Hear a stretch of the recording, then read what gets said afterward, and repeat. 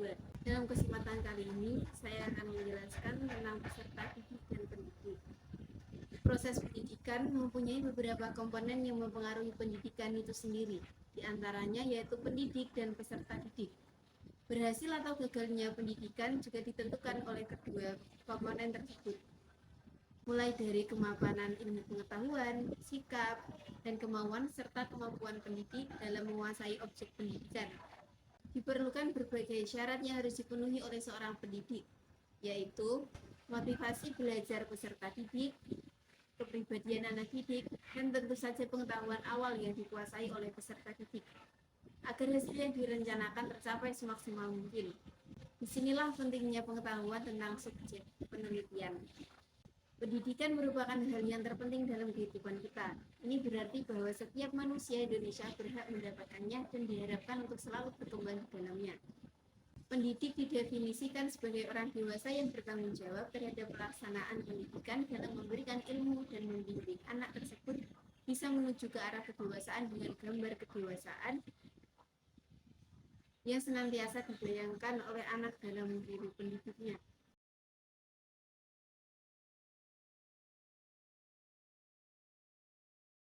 Yang kedua yaitu jenis pendidikan. Pendidikan sebagai seorang yang bertanggung jawab membimbing anak untuk mencapai kedewasaan dibagi menjadi dua jenis. Yang pertama, pendidikan karena keharusan atau kewajaran kehidupan, dan yang kedua adalah pendidikan karena disecarani tugas untuk mendidik anak. Pendidikan yang pertama yaitu seorang ayah dan ibu. Yang kedua adalah pendidik sebagai satu profesi yang karena jabatannya dia harus mendidik anak. Misalnya guru di sekolah TK, SMP, SMA. Yang kesatu adanya kewibawaan yang terpancar daripada dirinya terhadap anak didik. Kewibawaan adalah suatu pengaruh yang diakui suatu kebenaran dan kebesarannya, dan sesuatu yang memaksa. Yang kedua, mengenal anak didik. Seorang pendidik harus mengenal anak didik secara khusus agar pendidikannya dapat sesuai dengan setiap anak secara perorangan. Ciri yang ketiga seorang pendidik adalah mau membantu anak didiknya, dan bantuan yang diberikan harus sesuai dengan yang diharapkan anak didiknya. Untuk itu, pendidik tidak boleh terlalu memaksa benda, tapi ingat pada keinginan anak didiknya tersebut. Yang keempat yaitu sifat-sifat pendidik. Yang kesatu yaitu guru harus mengasihi muridnya seperti ia mengasihi anaknya sendiri.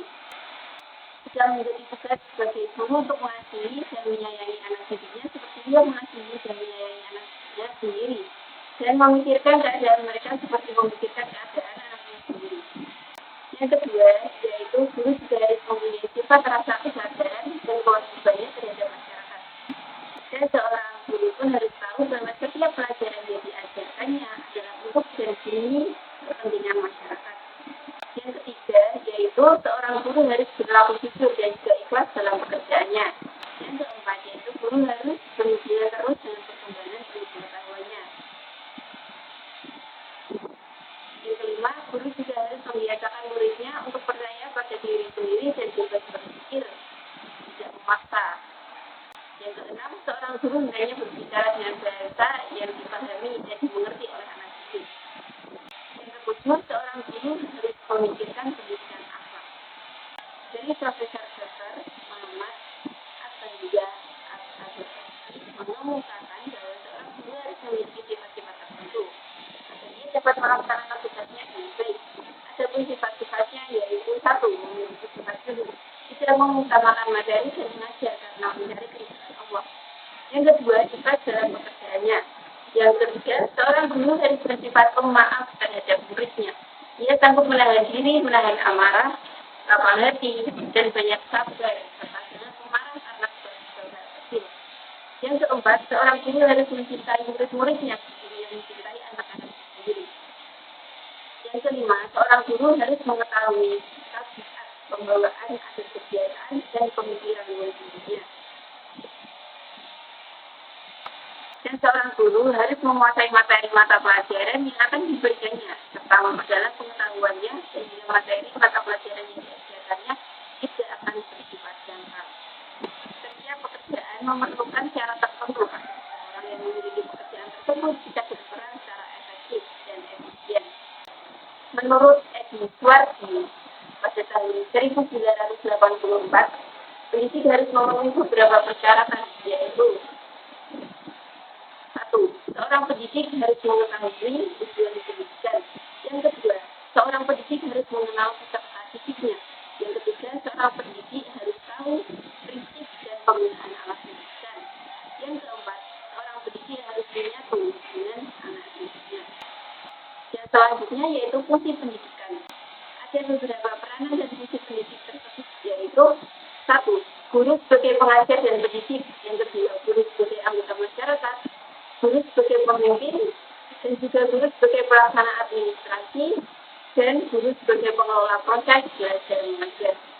Fungsi guru juga dapat diuraikan. Yang pertama yaitu sebagai korektor, yang kedua sebagai inspirator, yang ketiga sebagai informator, yang keempat sebagai organisator, yang kelima sebagai motivator, dan yang keenam sebagai inisiator, yang ketujuh sebagai fasilitator, dan yang kedelapan sebagai pembimbing, yang kesembilan sebagai demonstrator, dan juga sebagai pengelola kelas, dan yang terakhir sebagai supervisor.